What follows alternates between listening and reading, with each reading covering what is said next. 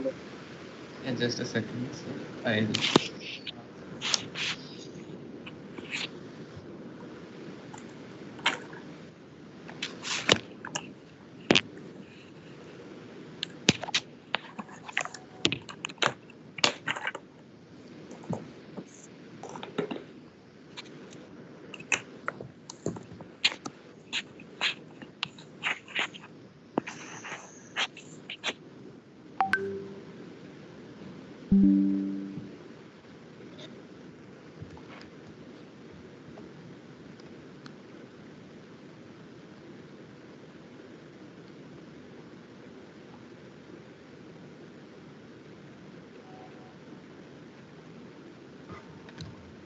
So, good evening to my dear friends who have joined us live. We are from different places. So, with the exam season which has already been started, and all of us under stress and confused more than ever, so we feel delighted to present to you the hero of today's talk show, Dr. Anirban, to share his experience and to guide us in the path forward. So, good evening, sir. We feel excited to have you today, sir. Good evening, guys. Good evening. I'm also very excited to address at a very unique place. So it's my pleasure to address every one of you. Thank you, sir. So, firstly, on behalf of the entire Agam and her members, I sincerely congratulate you for this accolade of securing rank one in the recently conducted Inicet exam. So, it was yet another feather to your crown, sir. Hearty congratulations, sir. Thank you so much, guys. Thank you so much. So, a little about Dr. Anirban's successful journey. So, he's a studious person since from his childhood, and he has scored All India rank 143 in NEET UG and also R81 in the JIPMER UG entrance exam, and had made himself through the prestigious gates of JIPMER. So, a consistent achiever, he excelled in his undergraduate times by securing several gold medals and also bagging topmost places in all the quizzes he attended. And he's also a constant supporter of Agam too. And now, after securing a rank of 168 in the NEET PG, he set his goals high and have achieved the same by cracking the November Inicet exam with an All India rank 1. So, a remarkable achievement indeed. So, sir, we know you as a study freak through your promising achievements, as I said, but can you please unfold us the Dr. Anirban that your friends and family know, maybe like your hobbies or maybe extracurricular activities that you're interested in or the things that make you happy? So, whatever you wish to share with us, the platform is yours and we are happy to hear from you, sir. Yeah. So apart from studies, I'm a you would think me as a nerd, but I'm actually not one. So yeah, you can say I'm a nerd, but when it comes to the exams part, like just before 1 week or 2 weeks before the exam, but before that, I'm a completely different person. But that is there that I have always been consistent. I've never there has been no phase where I've stopped studying. So that is one aspect where which I would like to emphasize that whatever happens, just don't stop studying. Even 30 minutes or maybe 15 minutes just before you sleep, you read a topic that also helps you some way. So the person my friends or my family know is that of a very crazy person who loves to do everything with passion, whatever he does. So that's one thing that whatever I do, I try to do it with all my potential that I have and not just do multitasking, because that is one thing I don't like to do. Multitasking, many people I've seen are like having positions in this organization, that organization, but whatever I do, whether I participate in my extracurricular activities or not, I have been very consistent with the effort I put in, which is once at a time and not too many places. Whenever I do that, no, the multitasking part that becomes very hectic on me. I think that I am not giving my best to whatever commitments I have taken. So. I was a very avid quizzer. You may take it as academic or co-curricular also, because certain quizzes are more trivia driven and I did not like them, but somehow at the end of the quiz I thought I came to know across a lot of crazy stuff, so that also uh, like somehow enriched me. And then again I was a cricket player since my first year, so I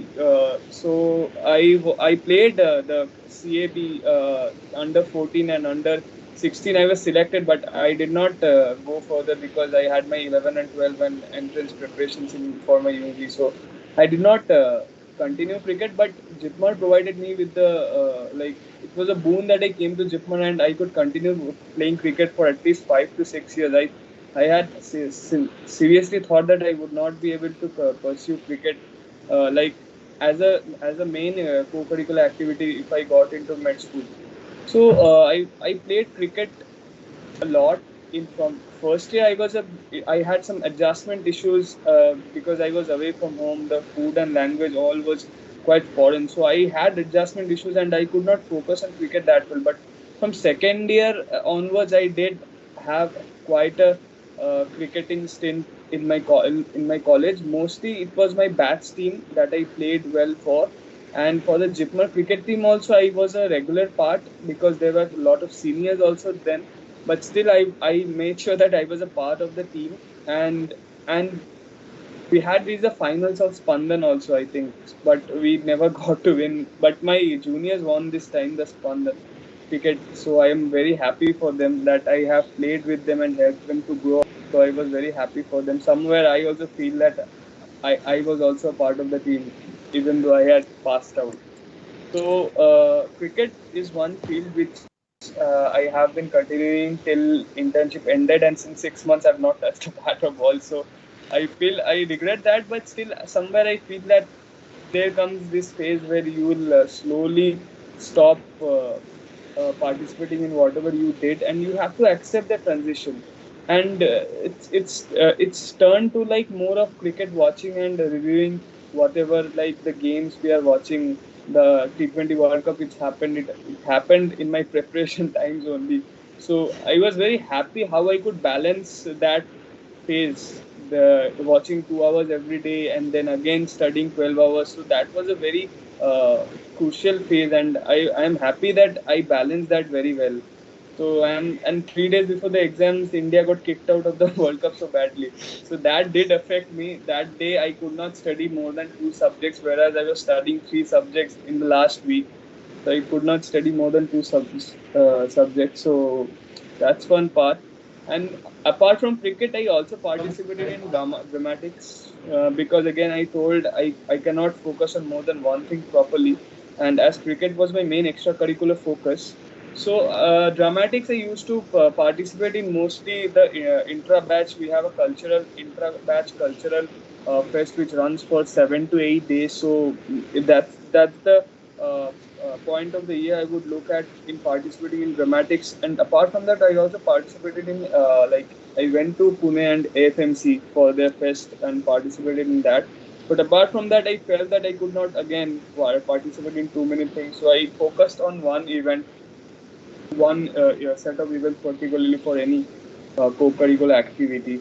Again, apart from cricket, drama, and quizzes, I in this COVID lockdown I found a very crazy passion. It was that of non-fiction storybook reading. So I was never a storybook reader. Yes, I was a storybook reader till my class 8 or 9, but after that, again, exam preparations and stuff, I had lost like for 6 to 7 years the habit of storybook reading. So in this lockdown, I rediscovered myself a lot. So on the one hand, that people were getting more addicted to social media, I found also that this platform had its own hazards, and so I thought that maybe I should take time out for myself and maybe exercise a bit or read storybooks. And now, and because everybody had developed some mental health issues in that point of time, because everybody was uncertain how the world would unfold around them. So that's a place where I had mental health issues, and then again I tried to cope up by reading non-fiction storybooks. So that was a point where I started to actually read storybooks, and then again the final year exams came, and then again it came to a halt. But again in internship, I started reading storybooks quite voraciously. So and in mid internship, I had a phase where I was a bit depressed, a bit anxious. I don't know what I would call that phase. It was one of the lowest periods in my life, but I'm happy that again this storybook reading habit helped me a lot. it was quite an antidepressant and anxiolytic at that point of time. So definitely does help you. You introspect a lot. You come to know about a lot of things, and like get to know that the world is not revolving around you. So this is the part which I would like to focus on my extra curricular activities. And as a person, I feel that I have grown a lot over all these years. In a first year, I was a spoiled brat. I am a single child of my parents, so I was a spoiled brat, and I picked up a lot of tussles with my friends, and I would easily get offended over small issues. But over the years, over 2 to 3 years, as the time unfolded, and thanks to amazing set of friends I got, and thanks to Jipmar Pondicherry as a whole. So I had this reality check about who I was, and that did help me develop professionally and personally as well. Without this development, I don't think I would be standing here, just not professionally. The academic part is just totally which had been ingrained in me since the UG preparation. But this personal development, if it had not been there, I would not have withstood this uh, tough exam phase that had been there for these 6 months. So yes, that's a part which I am so happy about, the as a person, how I grew. And my and two of my very closest friends also have said that they have never seen a person change like this in these 5 to 6 years. So that was a very small compliment, but a very valuable compliment I felt. And that was just 2 days before we were about to depart from Jipmar. My friends were about to depart from Jipmar. I was there for 10 more days, but still it was a very melancholic phase. But that 2 or 3 compliments did help me cope up with that phase, definitely. And I will definitely carry on with this compliment, or and it's such valuable statements, no, that definitely help you through your thinnest phases. So yeah, that's how I feel I have developed as a person. Maybe my closest friends can show more light on that. So yeah, that's how I am a person, and what I want the people here to know as well. So rightly said, sir. So we have a cricketer, actor, and a non-fictitious book reader with us. So we are happy to know more about you, sir. So, what was the first emotion that you felt when your eyes peeped into your computer or your mobile screen, which displayed the result? Like it's the Inicet rank one. So, like, what was the emotion that was running in your heads, and like, how did your family and friends react to it? The scene. I cannot describe the emotions till now. 1 week has passed. Still, I cannot describe the emotions. I was on the brink of having a very bad anxiety attack. I was like, I saw the results coming, and then I was like, I won't see the result. I will see after. And many people were calling me, so I was like, I won't pick it up. Uh, I will just wait and just get my heads clear right now, and then after maybe 20 to 30 minutes, I'll see it. I was not in a mood to do that. So it was kind of a denial that I did not want to see the results, because these 30 days uh, were very difficult. I did not want kind of fairy tale period to end. Like it was either do or either die. So maybe somewhere that anxiety crept in, and I was like in a denial phase. So but after my partner called me, she saw the results, and she told me to share the admit card, and I shared the NEET admit card first. So that was the situation then. So so at that point, again I took 5 minutes to get the admit card, and then send her, and then she checked the results, and then she was calling me. She was calling my mother. And I don't know. I heard rank one. I thought, what is she telling? I cut the call, and my mother was also talking with her. My mother was also in disbelief. So then again, at the same time, the Marrow people also called me, and they also asked me on my admit card, and I sent them, and they also like took 2 minutes. Then they were also shouting that he's rank one, he's rank one. What are they telling now? I cut the call also, and I again checked the results, this time on my own. I was checking whether on the same line I was having. I was also seeing that this is rank one only. No, what is happening?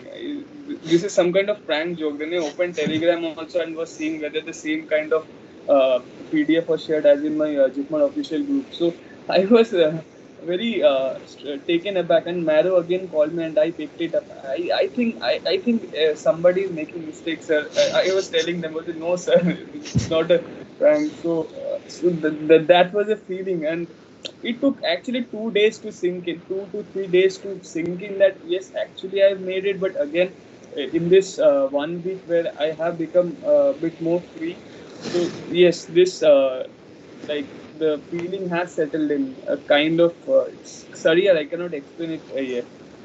So I think I've made it, but definitely I do have a lot more to achieve. It's not definitely a stepping stone, nothing more than that. Yeah, rightly said, sir. So it does take time to just digest the information, like just such a great achievement. And like I said by you, like we need to like this is such just a starting step in your life, and there are more ways to for you to achieve. So I'll just Can I just interrupt you? Like you also asked me about the family and the teachers' point, friends' point of view. My family was very happy, very delighted. My mother was crying also, and seeing her cry, I was also crying. So but that was very brief. But then my mother was like, she went to the temple room and she was just praying on her own. So that was very beautiful. That it did not seem the regular praying and the temple stuff, but then it definitely did seem serene at that point of time. But then again, I had to give an interview, and also there was that promotion again. So after that, my friends were many of my friends were delighted, and but many of them were of the fact that we had expected some kind of a result like this only, like within the top 30 or top. I was expecting a top 50 to be very honest, but not top 10 actually. So because I'd left so many questions, for 13 questions I'd left, so I did not think that that would actually be the game changer, because more people might have attempted more, so chances of them usually are getting right. But this was a difficult exam, so definitely that did give me an edge, giving the right set of questions. So my friends had expected kind of a rank like this, but maybe not rank one or rank within the top five, but definitely most of them actually had expected, and definitely did believe. Many of my seniors have told me from third year that you are such a prolific quizzer, and you have that potential. Why you should get rank one, because for 15 to 16 years nobody has got rank one in any AIMS or Central Institute exam. So they wanted, some of them told that we want to see it. So it was 3 to 4 years back that seniors had told me, and somehow I have relieved their words. So it's kind of, I just look back, and those words now they seem to have a meaning. Those words which seemed impossible, now they're seeming to have a meaning. And I don't know, that's how I take it. That's how my personality is. I want to relive these words so that they carry on in future as well. Not that this is not the end. So that's how, again, I want to reiterate that this is not the end, and this definitely bestows me with more responsibilities and more expectation from everybody. But definitely, I know that I am a person who loves to give my best. So yeah, I will look forward to it. yes, sir. So you indeed made your family and your friends proud, and also you made even more prestige to your institution as well, sir. So can you Sure. please carry us through your journey of your entrance preparations, like right from your beginning? So like how did you approach it, and like what was your perspective of your entrance Yeah, preparation? yeah. So my entrance examination preparation began from third year. So I had taken a DAMS foundation course at that time, but I did not find it that useful because I was also busy with my co-curricular activities and academic professional examinations as well. So I was kind of not that focused from third year, but definitely I was focused on making my notes. So I found the some of the subjects very useful in that foundation course. But then again, I thought that I am not a person who likes now to go sit 6 hours at a class and make the best out of it. So I took online. I searched for many online institutions, and then again, Marrow was the like the prime source at that time point of time. It was emerging, not that well, named as it is now, but still I chose it and I found it quite useful. I would sit at and in third year you get a lot of free time despite you taking part in many co-curricular activities or not. So you definitely do get time in third year, and so at that point of time I try to utilize the time in making notes of the third year subjects especially. But I definitely did overlook on PSM because that's a subject which many of the students don't like, but somehow I felt that I should have done the notes at that time, and also I had started doing my short subject very seriously from that point of time.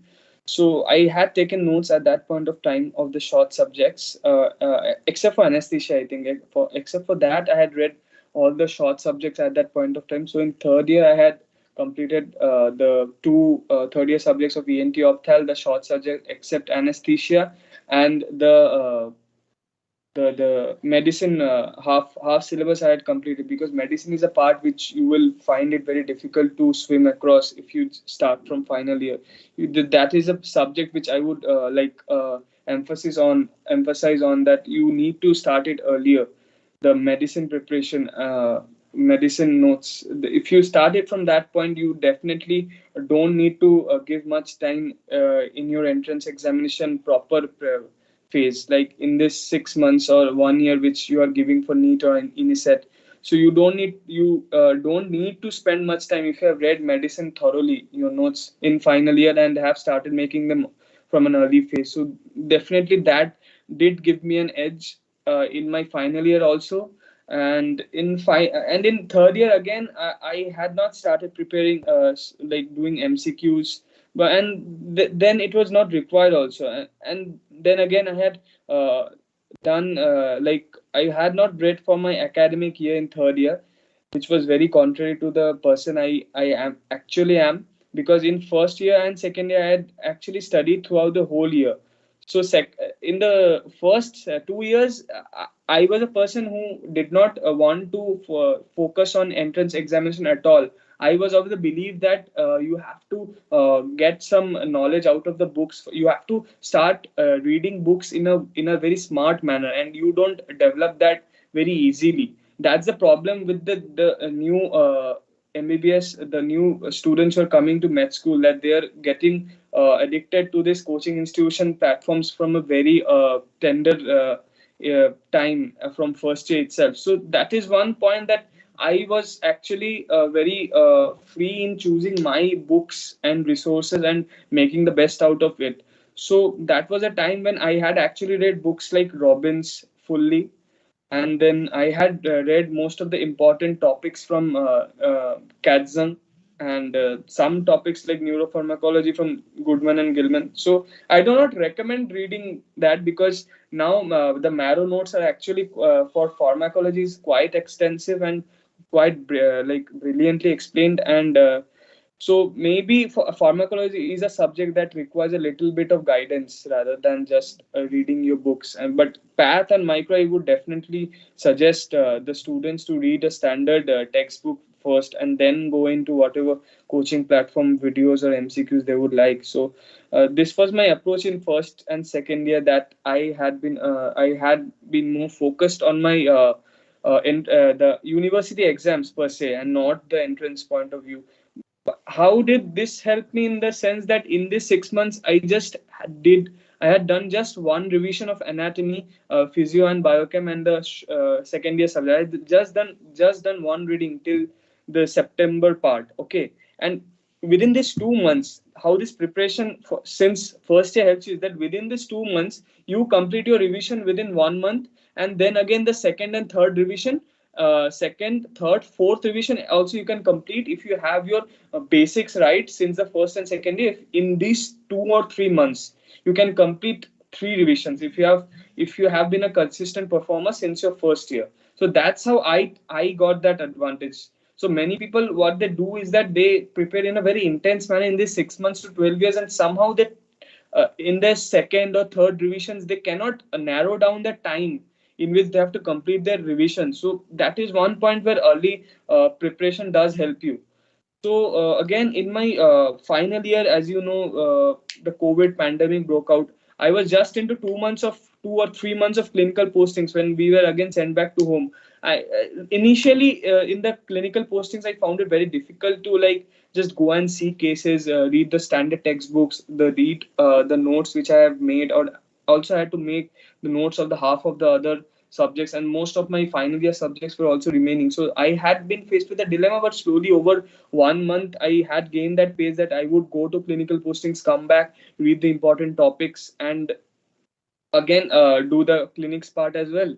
So that's how my typical final year preparation was going. But then again the COVID pandemic came out and everything was in a very hurry that we were sent back, and again Zoom classes had begun, and we did, and many of us, and including me, did not have that like interest in just like hearing all the lectures. Like we would just switch on the lectures and sleep off at most of the times. But that was again a time where time was the only like sword we had at that point of time. Nothing was in our hands at that time except for the time we had through the 24 into 7 we had at our home. So that was a time when you had to like prioritize your sleep, studies, and your eating habits, because you cannot like you have to give importance to your health as well in final year.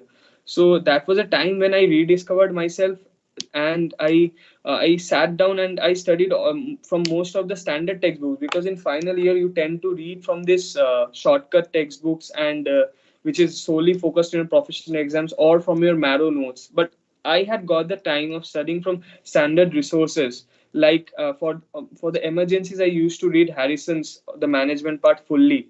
So for the emergencies only, because I would not recommend like the students, the MBBS people, to go and read Harrison, but definitely you need to you it's very advisable that you go and read the emergencies from Harrison, and if possible, if you get time, then please read surgery from Bailey. At least the general surgery part, the GI surgery part, the urology part. It's very well written, that these two or three parts. So that consists almost half of the syllabus. So if you read these parts from your in your final year, no, then you get a lot of clarity, and you get a lot of edge in your entrance exam preparation, because at most of the times the lines are just taken from Bailey. The topics are also just taken from Bailey in surgery, and in medicine, as you know, they will ask from Harrison's only there. At least what you can do is just read the emergencies from Harrison. That's the least you can do. And again, for pediatrics, I had read OP Ghai at that point of time very thoroughly, and our Jipmar pediatrics also department also gave a lot of effort in making good slides from ensigns and Ghai in equal proportion, so that it does not get overwhelming. So I also would like to like thank my pediatrics department also on like strengthening my theory knowledge in that subject, because usually departments don't put that much of effort on your academics as my department had done. And also in obstetrics and gynecology, hands down, Shakshi ma'am's notes definitely did provide me the edge in final year exams, and in again in these 6 months also. So that was one source which was very vital to me, because I was scared of OG. I did not like going to the labor room or the OTs. But after reading those notes, somehow I thought that this is a very good field actually, and maybe, and I started to get comfortable in going to those postings, and in the OTs as well. So ma'am's explanations did like rekindle my interest in OG as well. So yeah, that was my till final year how I had prepared. And in the last 3 to 4 months, I actually everything was happening in a hurry. We were sent back we went back to from our homes to again another 3 months of clinical postings, where when everything would run in a rush. 3 months of 3 months of clinical postings, which you have to learn the 9 months which you had missed before. So definitely that was a point which was very stressful for everybody, and I had developed anxiety issues from that point. I'm actually a person who has that anxiety trait in you, but that was a point where it had decompensated the final exams. It did not matter how much I had read, because there was this constant fear that one day would define your fate, and your that the seniors had told, and it had also been ingrained that that one day would decide my fate, if I would pass or not and would make out as a doctor or not. So yeah, that was a point where I actually had panic attacks, and I actually took mental help from my college department, and they were very supportive at that point of time. And definitely somehow with the help of them, my friends, my partner, and my family, my mother had actually come down and stayed with me for at least 14 days during those final exams, and definitely I did pass with flying colors. I got the medals in medicine and surgery, and got the second highest in OG as well. So definitely I would like, this was not my feat alone, because there are a lot of people who are there behind this result. It's not just you who has done it, but definitely your parents matter, your friends matter, and whatever support you get at that exam phase from your seniors, that also matters a lot. So that is one thing I would like to emphasize again, that don't take your parents for granted, don't take your friends, the one or two true friends that are there. Maybe you have a couple, maybe you have a triple or a group of five, but definitely their support also helps. And if you have a good relationship with someone, then that also matters, that nurturing also matters. Everything matters in your life, not just to academics. So that is how these all factors need to fall in straight to you go and succeed. So again, an internship, this was a phase I had started my entrance examination preparation. So what I had learned, that I have to give, I was a person again who gives due importance to his clinics rather than just again cramming up for the entrance exam. So I was determined that I would do my internship properly. So I would do my internship properly, learn the most out of it.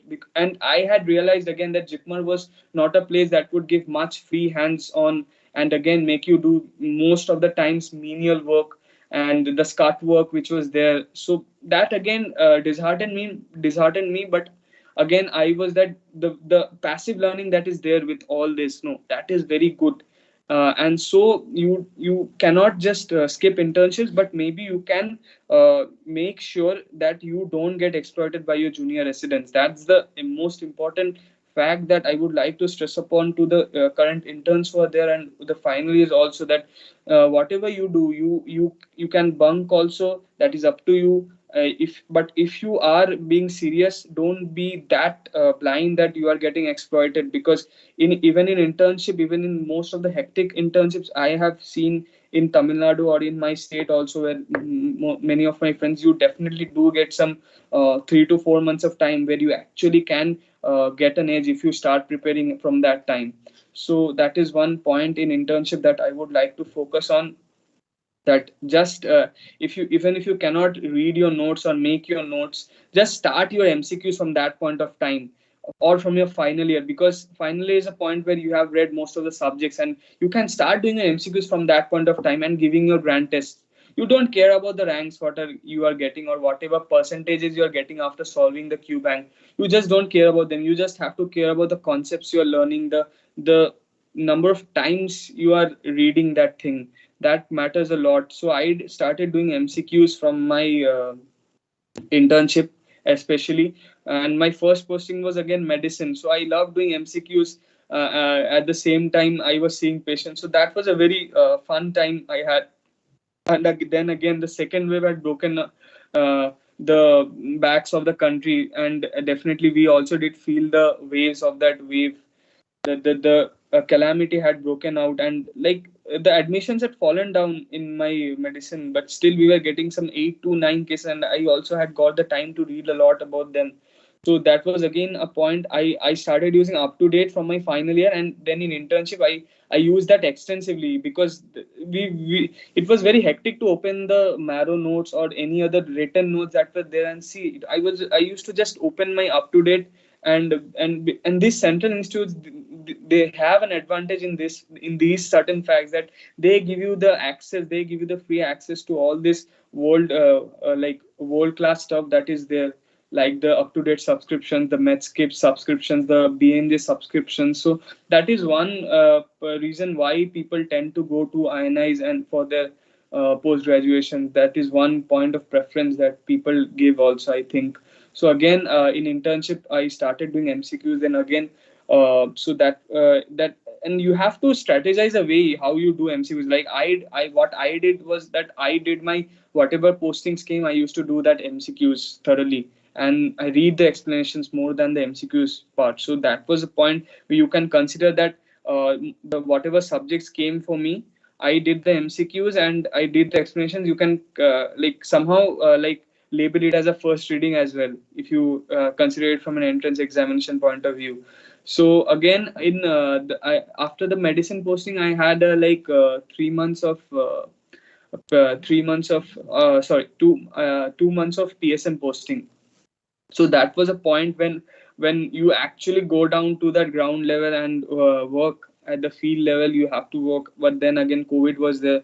So but we did have a very wholesome OPD exposure to the patients, and I actually now realize that what you need as a clinician is not those Harrison notes that okay, you need to know more about scabies, cellulitis, then some abscesses, and some injuries, some trauma, how to suture a laceration. Those were the most of the bulk that were coming, and not the and hypertension, diabetes.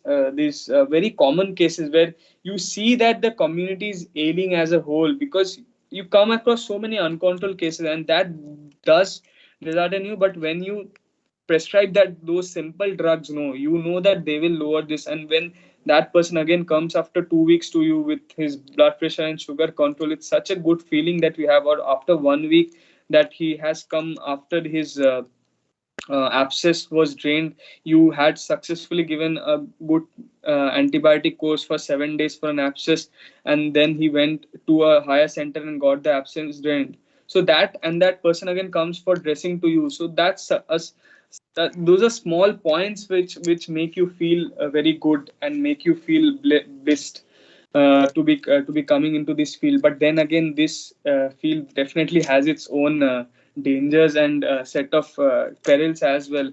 In my rural postings, because I was of the fact that I had learned my Tamil quite well, so as to at least manage and ask a good history from a patient's. Maybe I was not that fluent to counsel my patients to that extent, which I would love to in person, because most of my other, even the day scholars were there with me, they also were like very reluctant in going into too much of counseling. But I was a person who wanted to connect to the patient in person, so definitely I did lag at that in that aspect. But these rural posting also did bring up the lacuna that I had. I needed to learn the language more comprehensively, rather than what I had learned just to manage my clinical cases and asking basic history. I had to go to more detail and communicate with patients and manage scenarios. So there was this situation where a broad date patient had come, and I knew that the patient was dead, and but there was a crowd. There was a crowd of, I think, 20 to 25 people that had come, and it was looking like a silent crowd. But somehow it was my first crowd, and I did not know how to communicate and manage that case. And there were my co-intern was also there. She understood Tamil. She understood.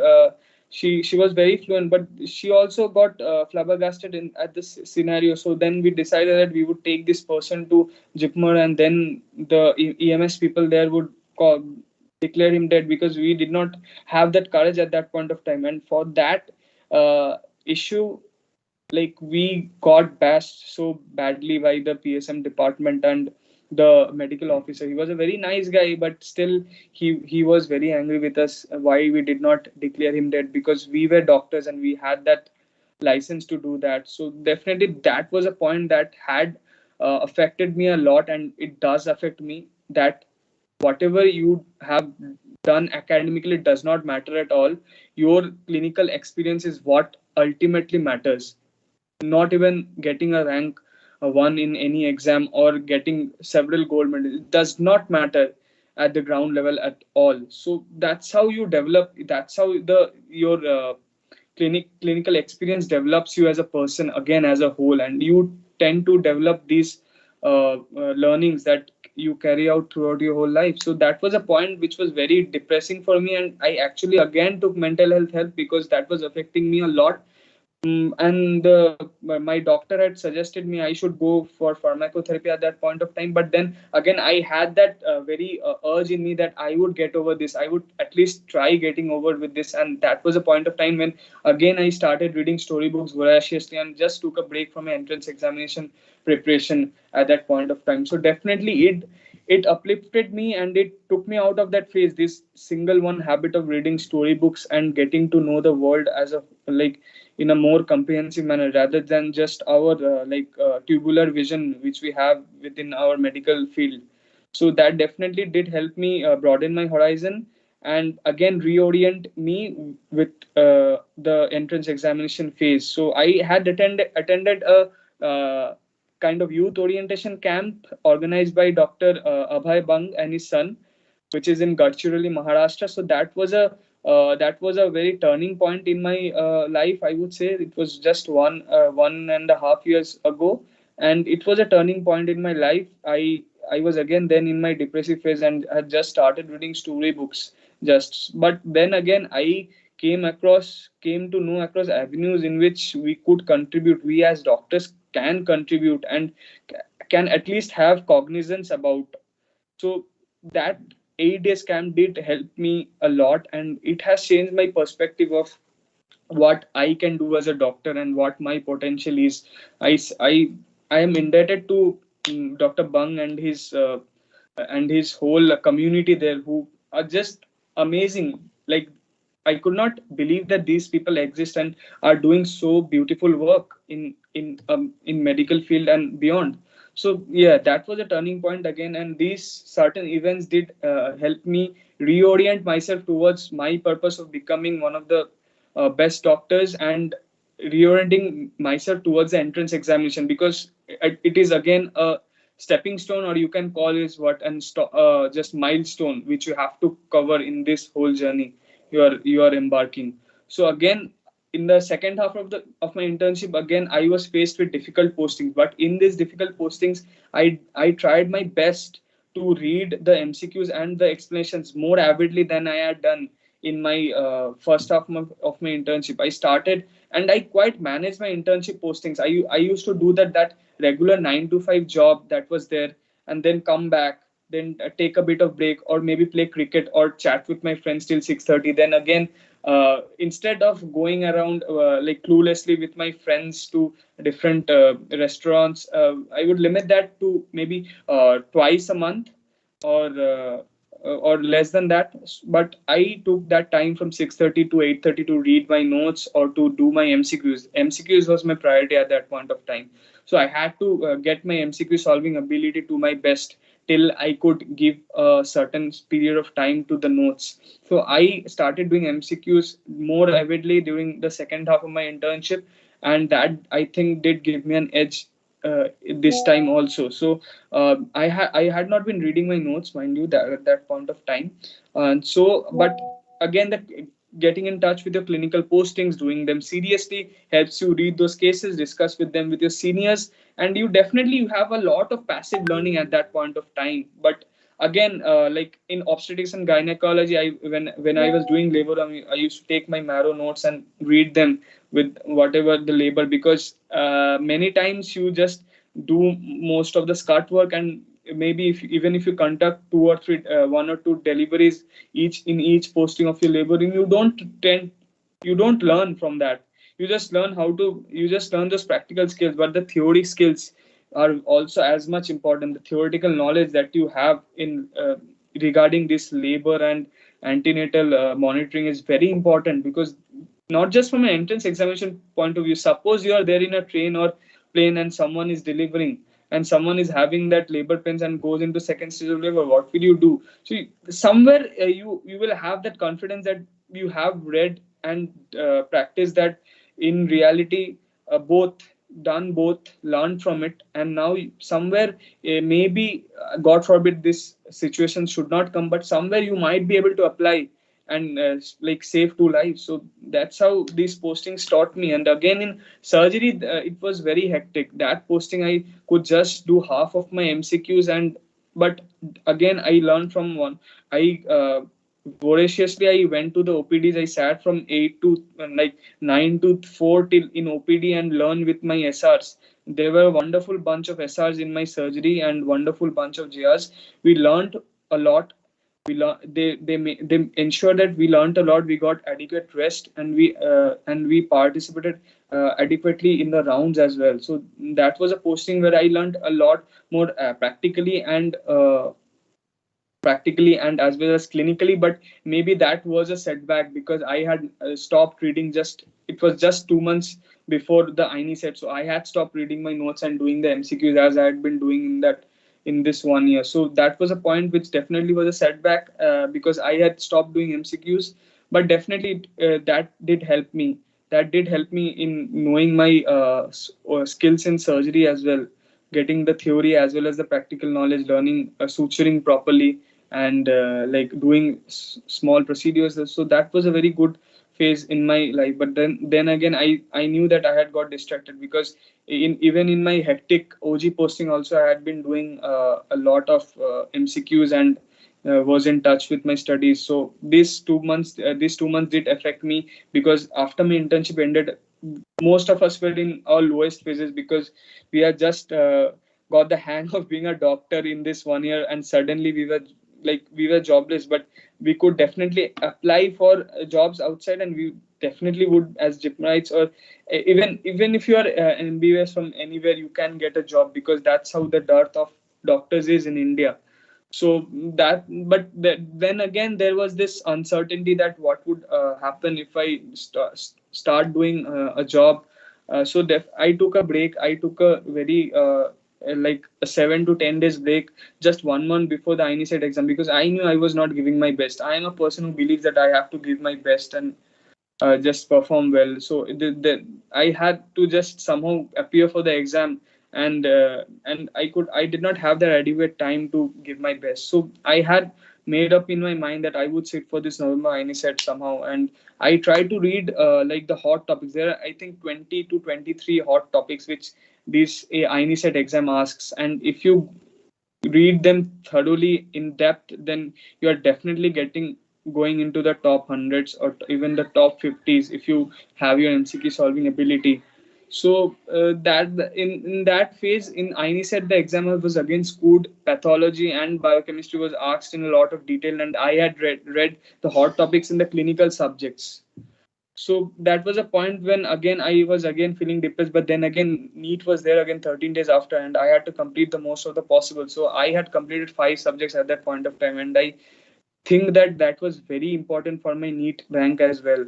So I had completed OG at that point of time, physiology, PSM, but I had forgotten PSM because I had read that again 14 days before the NEET exam. So that was again I where revision comes into play. You just cannot read a subject once or twice. You have to read that again and again to get the hang out of the preparation. So again in NEET, I felt that I was much at ease for the 150 questions out of 200, which are easy and will get your top 2000 rank. But then again, there are certain questions after that 150 questions which will decide your fate, in which college and which branch you're ending after this 150 questions. So there was this point that I knew that this was a on exam on the easier side, and people would attempt again 199 or 200 maybe, or similar to that 195 to 200. But I was again facing difficulties in some simple areas. Like in PSM, they were asking health indicators. In OG, again they had asked the timing of repair in vaginal fistula, which are very important, like which are very easy topics if you have read that once. So before the exam, that too.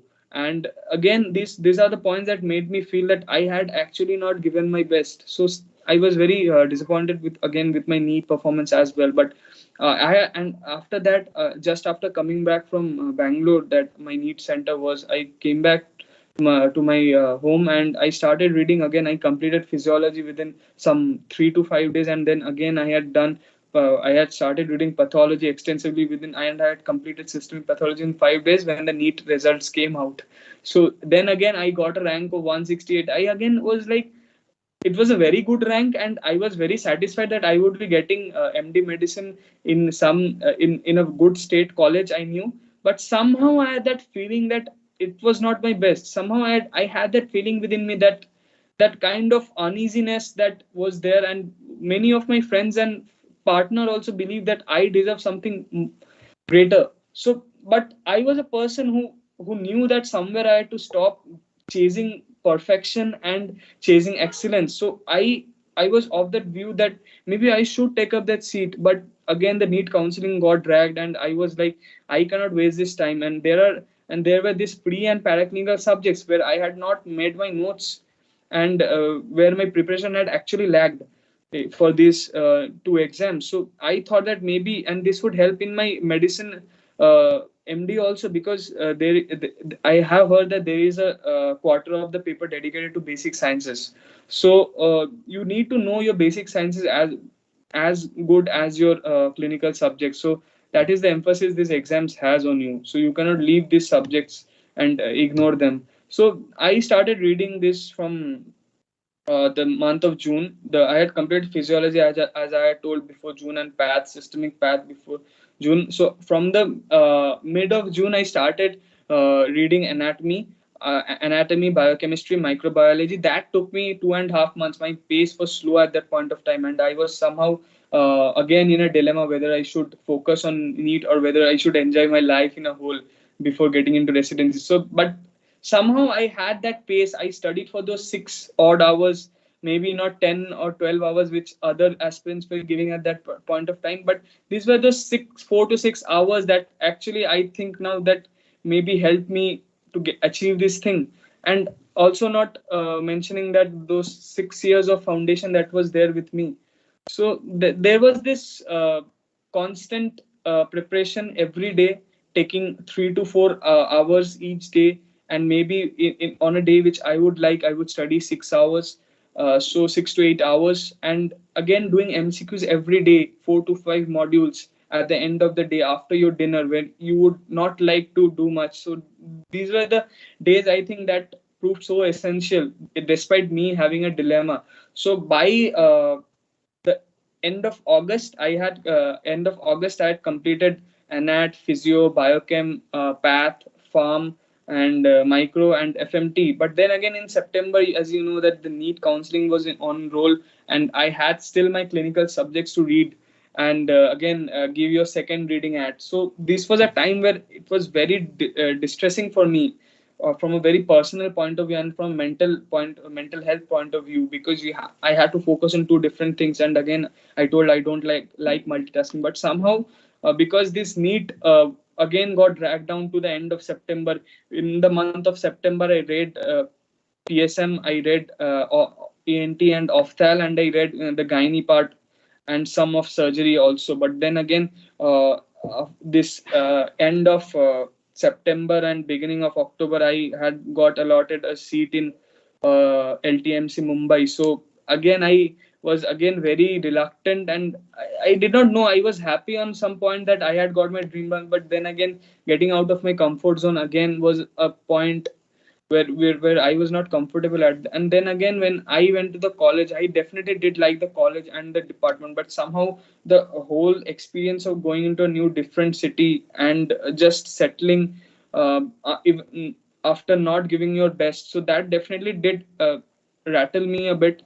And so I thought that maybe I would give a second chance to maybe in second council if I would get a better college. And then again, I got the best college in Mumbai, that was KEM medicine I was getting, and it was definitely a very good college. It had enough infrastructure similar to an INI, but somehow that race, that flow of patients that was there, and the department was was in such a fast pace that had actually got me unsettled, because I did not I was feeling, and at that point I was feeling very low on my confidence and resilience, that I thought that I could not make it, and maybe I need to give myself a break. I did not think that I would make to the Inicet, but then again, I was in my GTs, I was constantly getting a rank under 100, and many times I had gone under 20 as well. So my rank was fluctuating because my mindset, the right mindset and focus was not there till the last month. So on in Mumbai, I decided after getting a review and going around the college. It was a day or it was a night and a day, 1.5 days. I decided that this is not for me. This is not my calling, and so I left. I left and I went back my home, and that was a time when I locked my rooms. And for those 25 days, I just had one focus, that I have to get through this Inicet in this very Inicet only. And I did not have a plan B.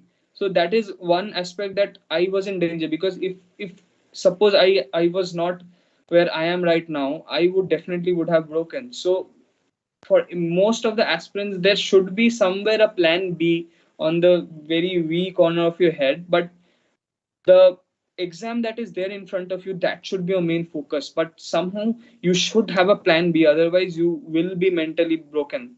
So that's where that's a point which I would like to emphasize, that but in these 25 days I realized what I could do. I never thought that in my UG also I never read, and in even before except for the last 2 days in an university exam, I never could read 12 to 16 hours. I was not a person who believed in long hours. But these 25 days made me believe that you can do the most craziest stuffs which you have not done.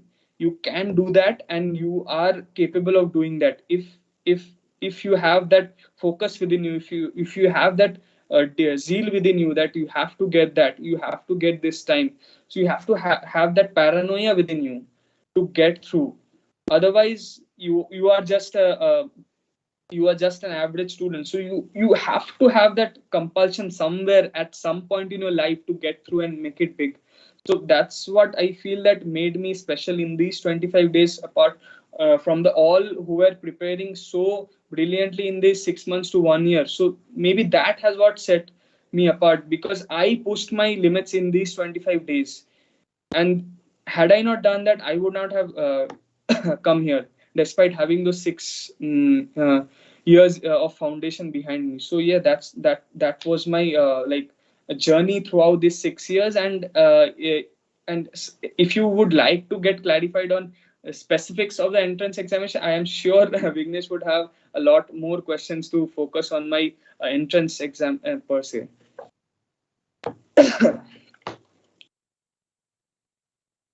I cannot hear you, Vignesh. Okay, sorry. So, yeah, so it was just a roller coaster ride for us. You just played a movie in front of us, your entire journey of your 6 years of MBBS. Like it was so, it was just cherished and awed of your, the way you say it, and matters a lot to us. And thank you so much for sharing your experience with us, sir. That's a that, I you did not thank me. I need to thank you all, because this is a very candid way. This journey, no, when you get to tell it in your own way, away from all those endorsements that are there when you give the interview just after your exam. This is special. This is special to me as well. So thank you, Agam and everybody, and definitely you are doing a great job also, Vignesh. So you can carry on with your So it was questions. indeed our privilege to have you share your experience in our platform, sir. So you have come to know like there is the next exam that is coming up through. So like, what's your view regarding the next exam? So what is the So pros? regarding the next exam, I have come across, I think, two types of. If I do a mistake, please correct me, because with the next, which is coming next year, right? I think 2024 they are planning to have a next for the batch of 2K19. I think, Yeah, so is that for the correct? batch of K19, they are planning it on Yes. 2023 So for December. 2K19, the format that is there, I think that is they will conduct the exam on 3 days, right? And Yes, 180 minutes, 180 questions, I think. yes, sir. Right. So So, morning is for huh. 3 hours and afternoon 1.5 hour Yeah, session. yeah, So right. So morning is for 3 hours, and afternoon again, I think 120 and 60 questions like that, I think. I see. So again, and the next one will be at the end of final year, and after which you would be getting your you would not become a doctor at that point of time. I think only Yes, after you complete your next two exam, that will be there at the end of the internship. yes. Then you will actually pass and get a degree. Am I right? Yes, sir. So like the after your final year exam, you'll be having your MCQ type of pattern of exams. Right, So you right, need to clear the MCQ in order to get into internship. So if you fail in that, right. like And that marks would carry on after your yeah, internship as well to decide your yes, rank. So that's a very radical change that will come in future, and I'm glad that I'm out. I will be out of the race soon. So definitely, and again, I think for the new batch of 21, they have again come up with some next 1, 2, and 3 exams. Right? Am I right? actually, I'm not sure. Like regarding like it's they've just planned next 1 and 2 as of now. Like they've I think for curate the the batch 21, they're planning some exam on after second year as well. Like USMLE happens, USMLE step one happens after 2 years. Then again at the end of final year, you are having something called next two, and then again at the end of I think next that is what I think they have proposed for the 21 or 22 batch. I'm not very sure about that, but I will talk on the first aspect on the first next exam that will be coming for the 2019 batch. So and for the 2018 batch, it will be a decider again exam. So then this next exam for the 19 and 20 batch people who are there, I would just say start your have your foundations and basics correct, and definitely now it comes down to the fact that maybe you cannot have that much of fun in third year as we did previously. We also did many of us did research as well, participated in many conferences, workshops. So this is a disadvantage that the next is bringing, but then again it again relieves you of that entrance examination race that is there. If you get your dices right, you will fare well in that final year exams next one, and then be assured of getting a seat in and then you don't have to juggle between internship and entrance exam preparation. So that's definitely another an advantage of the next one that is there, and you would be focusing more on your practical skills in internship and practical skills and learning work ethics in internship. That would matter. That would actually matter. But then again, the third and finally is one point where you actually go to clinics and get to see cases. And internship as a whole is somewhat of a different experience. You do more of manual work, you learn some procedures, you get to work with a team. That is one set of soft and hard skills that you learn. But the cases, the hard knowledge that you develop as a doctor, you develop that theoretical knowledge right from your third and final year. So nothing can bypass that, and that is again a disadvantage. You seeing the cases going and like mugging up those case scenarios. So definitely these points do help you, because as JRs or SRs you would have to present clinical cases in a manner that some professors like. So definitely you need to be in the grind for some time. But given with this next exam, I don't think that like the final year students would be focusing on much clinics as they had been doing. So that's again a very big disadvantage I would like to like focus on. So maybe I think again starting a preparation early maybe can help you in the final year, which will be the deciding year now. So maybe I think from first year onwards, people need to get their buckles tight and start reading from standard textbooks. And maybe from second year, people need to start reading from entrance examination, because first year is a time where you should not, I think, read from Marrow or Dams or Bhatia, whatever is there. I don't think you should waste your first year reading the subjects. You need to start reading books as well, because books are the books, and literature is one point which you would be doing in your entire life. So I think you need to develop that habit of reading books smartly and effectively, and so you need to spend some time in first year in reading your books and notes. So I think maybe the current batch can start preparing from an entrance examination point of view from the right from second year itself. And I've been seeing people doing that.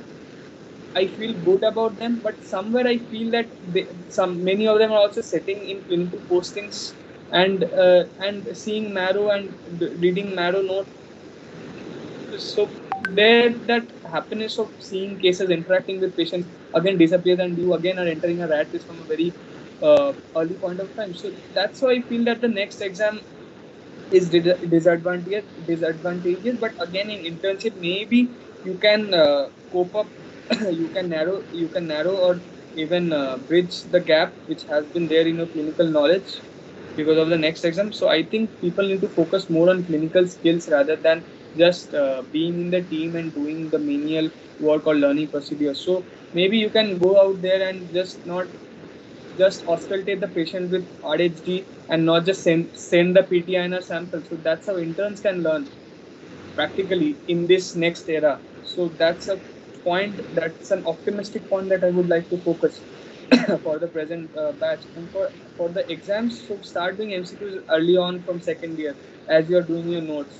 Don't be like the previous batches who had a period after internship to prepare. So just begin your preparation. Just have that consistent 2 to 4 hours that you devote every day towards making notes or doing MCQs right from maybe second year, the half of second year or the third year, whichever you would like. Because third year also 1 year where you have just 3 subjects and you can do a lot in that 1 year if you are consistent and focused. So that's how I think the next era med school students can prepare. Okay, so rightly said. So I think the one question like everyone right here is confused right now. So like there are so many platforms for entrance preparation. So like how to choose a platform, or is it wise to follow one platform or to acquire the best from all the platforms? So what would be your I would, if you are a person who who is compulsive and a perfectionist like me, I would recommend you going through a lot of multiple sources and decide what is the best for you. But this should not happen in the last 1 year or 6 months of your preparation. This should start from a very early point of time. This scouting for all the resources and deciding what's best for you. You have to like decide what's best for you in very early times of your preparation. You cannot do that just 3 to 4 months before your exam. So that is one point which I would like to focus. Get the best out of whatever is there out in the market. So definitely you can do the best in that way. No a platform will be very good with all the subjects.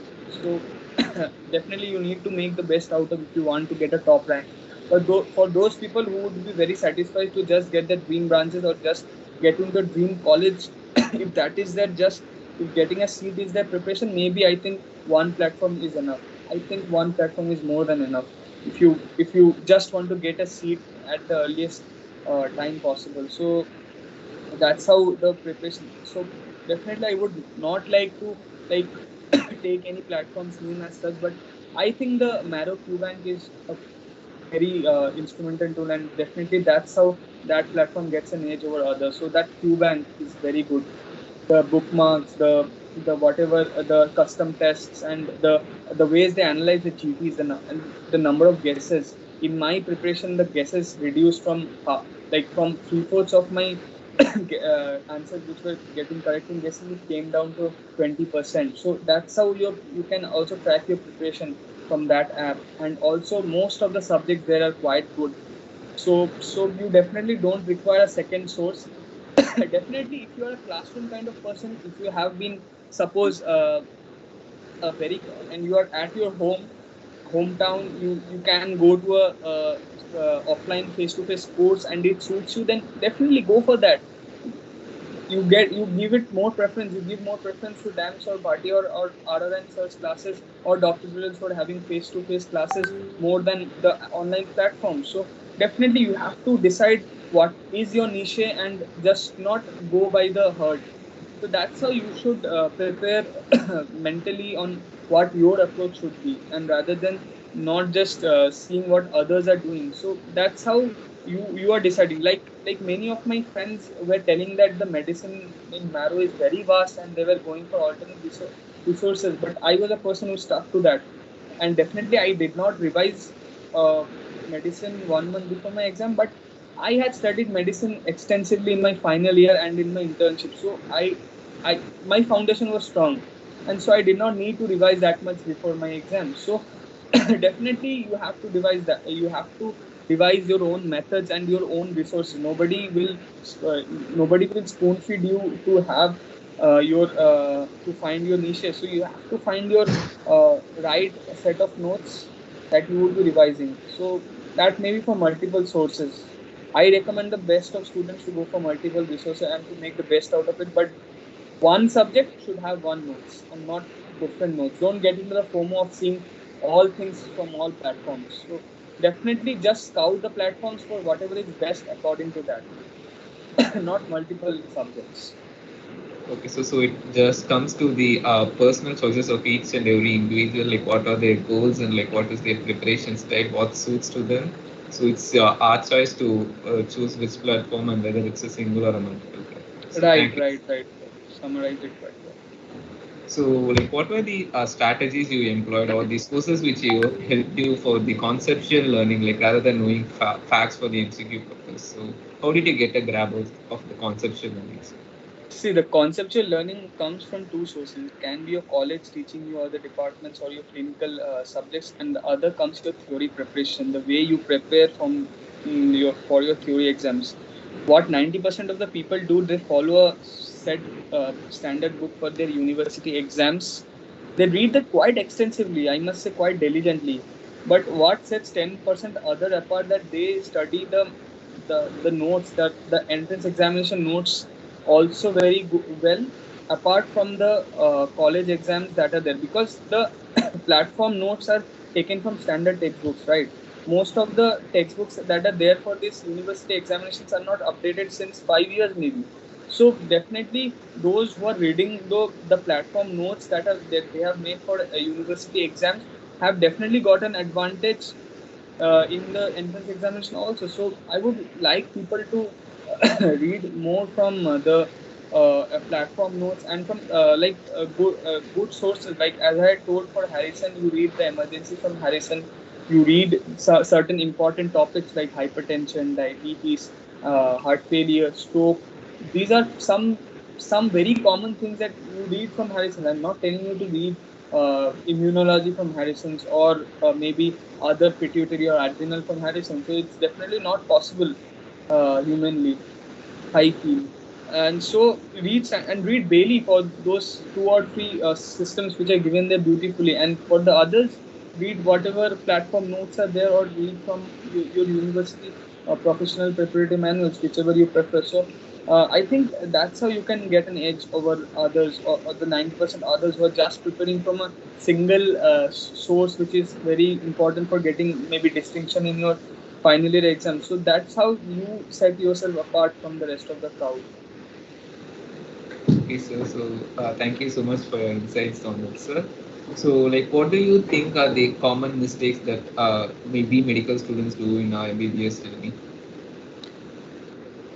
I think the common mistake we do in our MBBS journey is, and in many fields, I think, not just MBBS, is that going by the herd, what the herd thinks, what the herd is doing. And I also was myself part of it in my third year. I joined the foundation course, and as most of my batchmates were doing, and it did not suit me. So that is one point. I think you should not go by the herd, and discover for yourself what is suiting you. So that's how you should, I think, somehow maybe strategize that what is suiting you. You should do that and just not go by the herd. That's one mistake I feel. And the second mistake that I feel that people do is that focusing solely on professional exams or entrance examination. So you need to first build the concepts from standard textbooks, from your platform notes. You need to do them. You need to choose what topics will do from each of these, and just not read for your professional exams, or just not read for entrance examination. Then again you get a hang of the actual knowledge that is there. You don't read from you just don't solely read for one purpose. You read for building your concepts.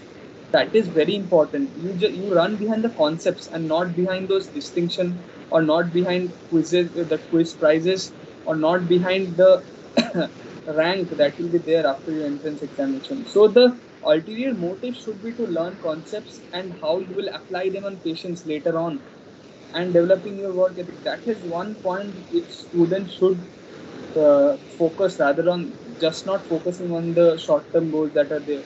So this is the second thing, and the third thing is again uh, taking your clinical posting very lightly. I think you should give more importance to clinical learning as much as you will, because this is one point in your whole life that you will be learning, that you will be made to learn clinical skills. Even if your college is not that great and not giving much effort, you can definitely go yourself and see some cases yourself and apply whatever uh, things you are learning from clinical examination books, because this is the point where you will be examining seven subjects, like examining patients from seven subjects. No, at no point of life after internship or getting a house staff job, you will be getting to see seven patients after you get into a specialty.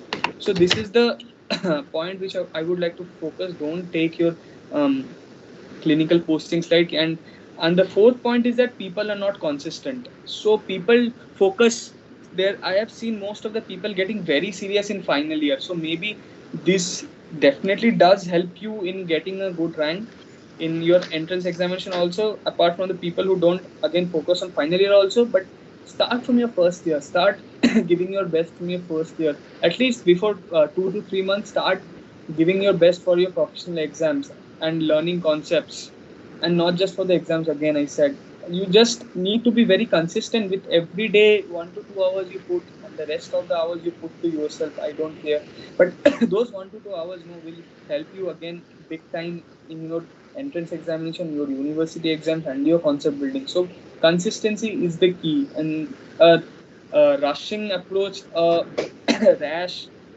focused short-term approach is, maybe it might be beneficial, but in the for getting a top rank, but it's not beneficial for your composite learning. So I think I mentioned 4 to 5, and definitely fifth point is that definitely do give importance to your physical and mental health, because after residency, no, your physical and mental health will go into haywire.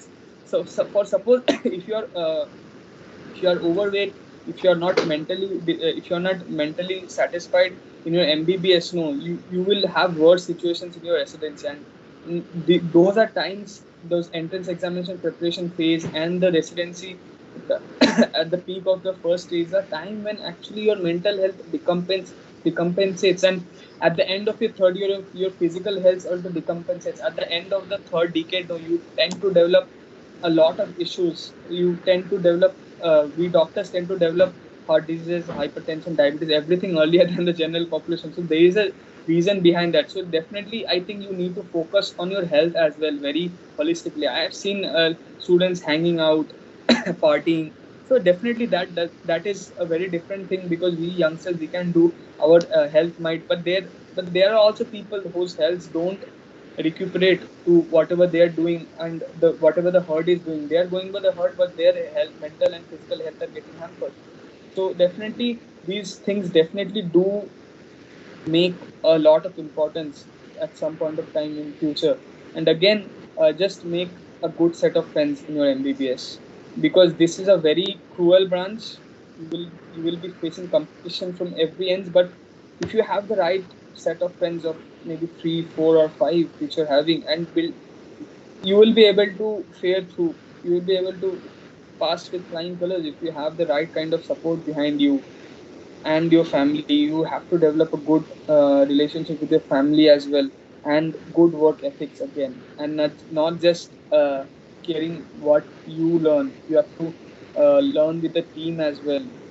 I was a person who was very, again, I had said I was very rash in my interactions with my friends, uh, but being in a like in a totally hostile kind of environment, and being in a foreign land, I came to come across so many different languages and people that are there, and work with them, interact with them, and grow with them. So definitely all this should be, this soft skills that are there. That's what makes you a doctor, and not just the learning. So that's certain points where we tend to go with the flow, and just not introspect on what we are going in this crucial 5 years, that are 5.5 years that are there. So yeah, these are the 5 or 6 points I would 5, 6 mistakes that I would as advise all the students not to go.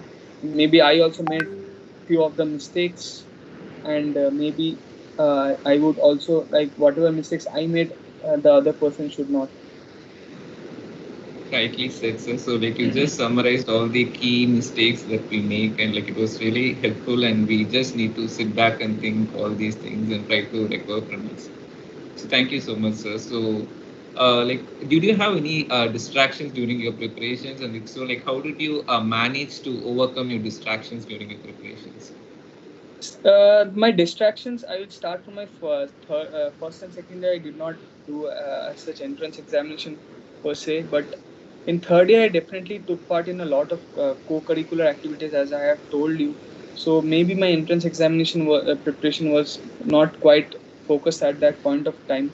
So what I had done, I had coped up because I had now switched to a different online source, which was suiting me with whatever little time I had, and it suited when. And I gave maybe 1 or 2 hours, even if I was busy with my co-curricular activities. I would come back maybe at around 10 o'clock in the night to 12 o'clock. I would read from the platform, the online platform which I took, and so I devised it. I coped up in that small manner. Even these small coping mechanisms help you a lot from your distraction. So that's how I coped up with that distraction of being too engaged in co-curricular activities. I chose a platform that would help me in that short span of time as well. Again, in final year, there was this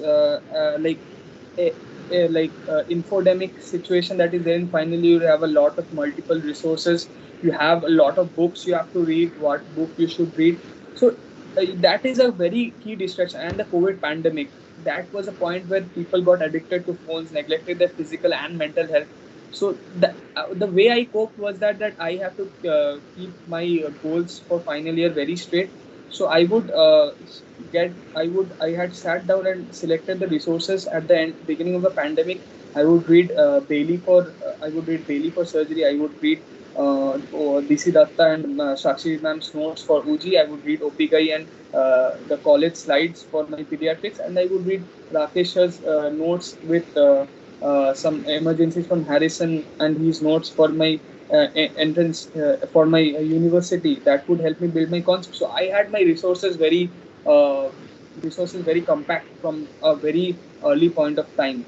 So that they definitely did help me in getting away from the distraction of infodemic that was there in third year, in final year. Sorry. So and for my physical and mental health, I was very keen on getting more reoriented towards keeping a normal BMI. I was always on the overweight side, but in final year, I did I did intermittent fasting and I reduced my weight at least 5 to 10 kgs. So that helped me again give me some self confidence also that I have been looking after my physical and for mental health. You just need to have an ulterior purpose for what you're working for, what short term and long term goals you're working. That is how you cope with your mental health, and not just getting affected by the people around you.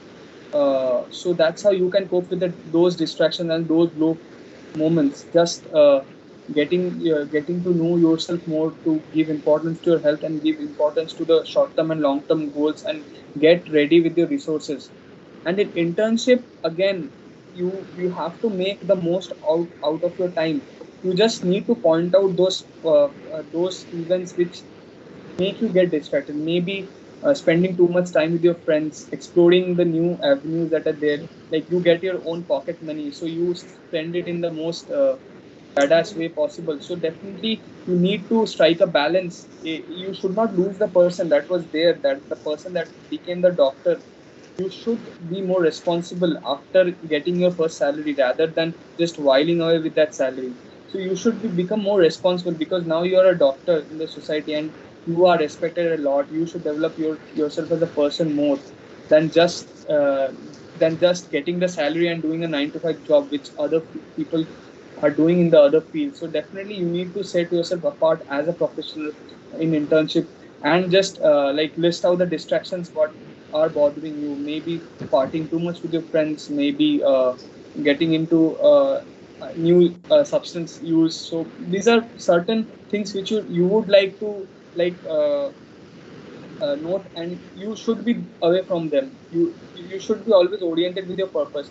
for me, what mattered, and this knowledge of my purpose came with the youth camp I had gone to in organized by Dr. Bunk and his son. So that was a point that made me very oriented with my purpose.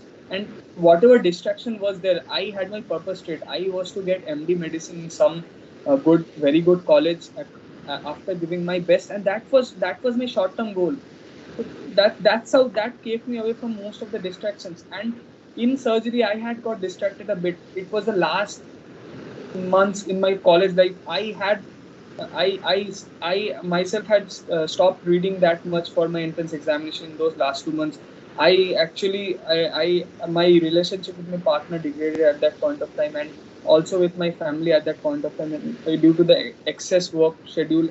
But then again, just after the internship ended, no, there came a point that I introspected. I sat for 1 or 2 days. I introspected, and without my mental health getting affected, I devised my own ways in which I would be reading for the next 6 months for my dream branch and for my short term goal that is there. So definitely, you need to have always that short term or long term goal in mind. You just cannot go with the flow. You definitely need to anticipate a bit so that you definitely don't get hurt in some point of time. But again, given the situations that are there, you again need to adapt yourselves a lot according to the situation as well. So too much planning also does not help. So you need to strike a balance between yourself. Maybe, and it's human to get distracted. So there is nothing wrong and there is no perfect way in which one can get rid of those distractions.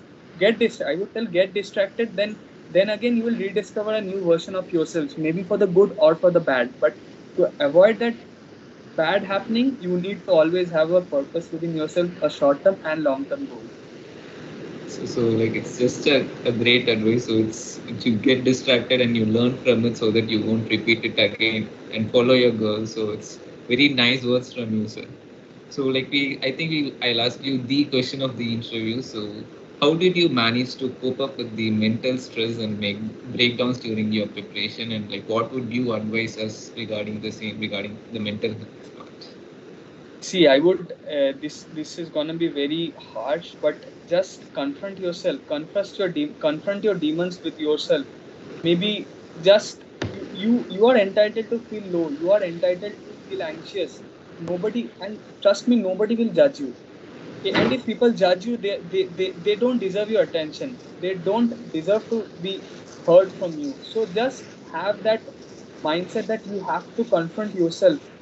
Don't run away from your demons. Don't run away from your weaknesses.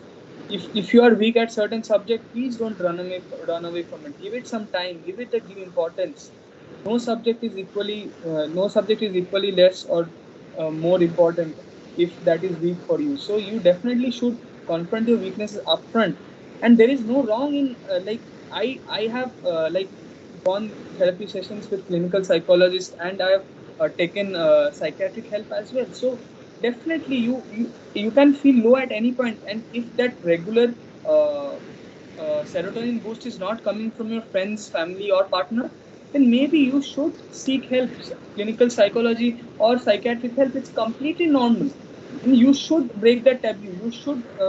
You should give a positive reaffirmation to your parents and friends as well that you are seeking help. And if they don't support you, maybe they also are making a mistake at some point of the time. Even parents do make mistakes, and this is a point that parents are reluctant to get their the wards getting psychiatric help. So that's a point, because it's natural, because 13% of the population is going to have psychiatric uh, symptoms at some point of that time in their life, and at least 50% will have phases in which they'll be requiring mental health help, which might be coming from the family or friends or from a very professional point of view. So definitely there is nothing to get shy of. And I was a person who was very reluctant to open up to myself, and I had a lot of reservations and had been having this anxiety attacks. But over the 2 or 3 years, I have realized that the talking to parents, to partner, and to my friends is so very important. And the yes, Hello. sir, you continue. Huh. Take So it. so so in these 2 through 3 years, I realized that you have to confront you have to confront to them as well. So you have to make your emotions felt to them. You don't go and tell your emotions to any random person, but definitely to those 4 or 5 people who actually matter to you. If you're feeling dejected about something, go and talk to them. You should not develop immature defense mechanisms. But I should not preach about, because I'm a person again who is having a lot of neurotic defense mechanisms. But again, you should make your emotions felt to a person. You should make your intentions felt. You should and declare to the person whom you are speaking with, and that definitely gives you a lot more clarity in knowing yourself. That is one point where you can cope with the mental health yourself, by making your emotions felt to the people who actually matter to you, and not getting bothered from the rest of the noise that is coming from the others who actually don't matter to you a lot. So even in these 7 days, I have come across a lot of people who have been congratulating me, and they did not matter to me in my lowest of my life. So I actually have been running from all the hounding that has been coming from the commercial platforms or from the social media point of view, because these people have not at all helped me in my lowest of phases. But there are these 4 to 5 people who have been in this phase, and definitely their and their delight is more important to me rather than rather than the limelight that is there right now. So definitely you need to get your niche correct and keep the world at a bay, so that the noise does not affect you. So that's how. And you should have a kind of satisfaction within yourself that you are giving your best in your life. So that's how I think mental health can be given importance. That sense of purpose, that sense of belongingness, whatever a human needs. I would recommend like the students to go through the Maslow's hierarchy of needs. It's so beautifully given. First a human being needs the food, water, and whatever physical needs are there. Then the person needs a security in terms of a house, in terms of social security, in terms of employment. That's how these things important, and we tend to neglect this fact because most of the med school students are very from well-off families. So just consider the people who are not fulfilling these basic levels. What about them? So you again develop a sense of social belongingness and social sensitivity, and that helps you again being a doctor, in being a good doctor. So, and the third step again then comes the issue of love and affection, which every person desires. So you get that from your family's friends, or if there is a special one. But again, you should not invest too much on this part as well. You need to have the right set of people who boost you. You need to develop that right set of friends who boost you, and not those people who tend to drag you along with them. So definitely. And in the fourth phase, you have that confidence and self-esteem, which you will be getting if you follow your purpose and your goals. So then you will be getting your sense of confidence and self-esteem. And then comes the last stage of self-actualization, where you will be converting your activities into goals and targets in real life. So that's how I think you can, retrospect and develop a more holistic approach to your MBBS life and further. So it was just a holistic approach towards mental health. So nothing else matters. It's the mental health that matters, and it's okay to seek out help, and it's not a stigma. Right. It's our health and our mental health that is important. So it's very rightly said, sir. So your final advice, maybe in a form of certain tips or tricks that you wish to share to us as your juniors for the entrance exam preparations, and also to excel as a good human being and a doctor in life, sir. I think I've been speaking a lot on how to become a good doctor and how to focus in your clinics. I won't go again with that stuff. So, from an entrance examination point of view, I would like to say that again, start early, and maybe for the people who will be giving this NEET, you have still 4 months of time or 3 months of time left. So, just narrow down on your readings, narrow down on your revision readings in a descending order of time. Say for the first reading you're taking 2 months, for the next reading you're taking 1 month, and again the third reading you're taking 15 days, and again maybe say for the last 7 days you should at least complete half of your syllabus, not less than half of your syllabus if you wish to get a desired branch or desired stream.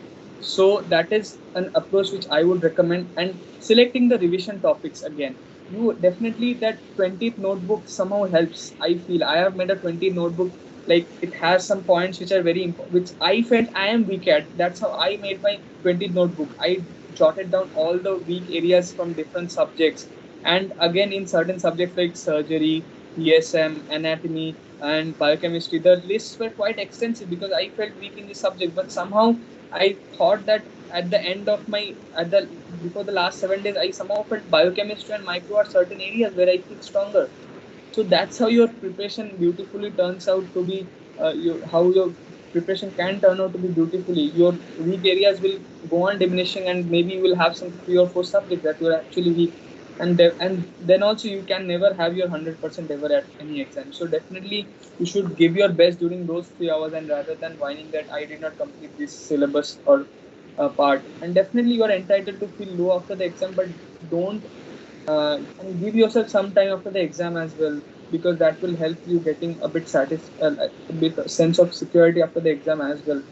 And so and in the last 2 or 3 days, how you should prepare, you should uh, you should prepare the weak subjects at last. The weak and volatile subjects, I gave anatomy, physiology, graphs and formulas, and biochemistry, cycles and diseases, and surgery, trauma, general surgery, and the instruments part. I gave this, and general pathology as well, because there were these genes and different mutations that are very important. So I finished it all within the last day. So this is how your preparation should be. And in the 2 days before that last day, maybe you can do the other paraclinical subjects like maybe micro, pharma. I did micro and pharma and FMT on the second last day, and on the third last day I gave to PSM, forensic, and some systemic path as well, and hematology, sorry.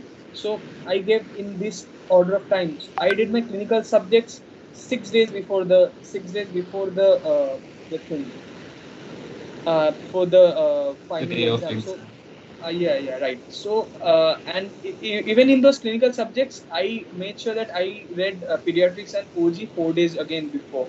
So because I felt that maybe I need to read it just for 3 to 4 days and not earlier, or not later. So that is actually how you devise your final 7 days, and final 1 month of preparation should be like that, in a very descending order of time. You should complete the subjects. You should not read for Inicet. You can read depth of the like 20 to 30 important topics that are there.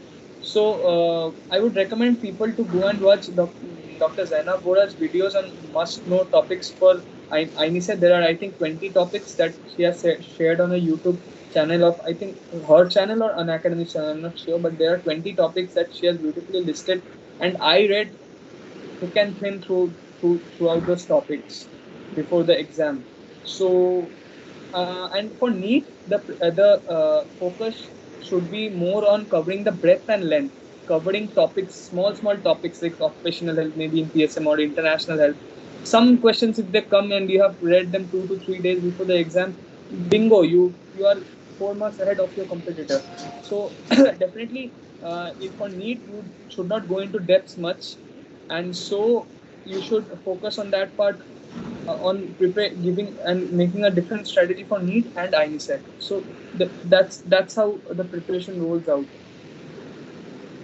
Okay, so thank you so much for all your insights and your tips, sir. So it was indeed a very fruitful ride through all throughout the journey of your MBBS. Like how did you cope up your personal certain instances that made you feel the importance of the ethics and the importance of being a doctor, and also your insights on mental health and the entrance exam preparation. Like it was we learned a lot from your experiences and your the advices that gave you. I'm sure it would be of great use to us in the path that we put forward. So on behalf of Agam organization, I thank you once again for your valuable time and your advices to us. So the words are spilled, and it would be so much useful to all so many medicos all over the world. So thank you so much, and we wish you best of luck in all your future endeavors, sir. And we hope you get your dream brands and you come out with flying colors, sir. Thank you so much, and I thank everyone who's watching us live on YouTube and keeping the interview lively as well. So thank you so much. Thank you so much, Vignesh, and I would like to have few words for Agam as well. And so I have been Sure. associated with Agam since 2020, I think, and whatever quizzes they have organized have turned out flawless. I think quizzes or conferences they have been associated have turned out to be quite flawless on the part of the groundwork they are doing. And it started in the it started in the COVID pandemic. So that's the beauty of that this platform that is there.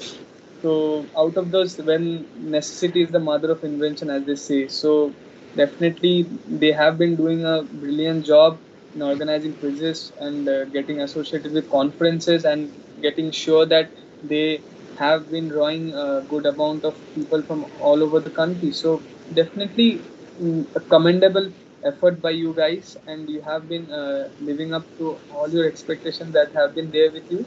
And also, I had organized a quiz in Jipmar, the Jipmar Onco quiz, and that was again you were one of your partners, and you helped us in getting that reach, and it was for a social cause. So I am like I whatever phase I've come across with Agam, and they have been very brilliant. So you guys should continue for a long time to come. And yeah, definitely, thank you for giving me this platform. Thank you so much. Uh, so I couldn't think of any great praise than coming such words from you, sir. So like we are doing like we are a group of medical students. We wish to work for Right, the right, right. medical students. So Sure. whatever we do, like we do it on the base of necessity. So like as you rightly said, necessity is the mother of invention. So we are traveling on the course of like what's the need of the medicals then and now, and I'm sure like we are trying our level best to keep our expectations, and I'm very glad that we helped in your journey as well to succeed it. So thank you so much, sir. You're welcome, man. So, uh, so thank you once again, sir, so for joining us and for your time and your words as well. And I sincerely thank every one of us watching in YouTube live with Dr. Anirban session. So thank you so much. Thank you.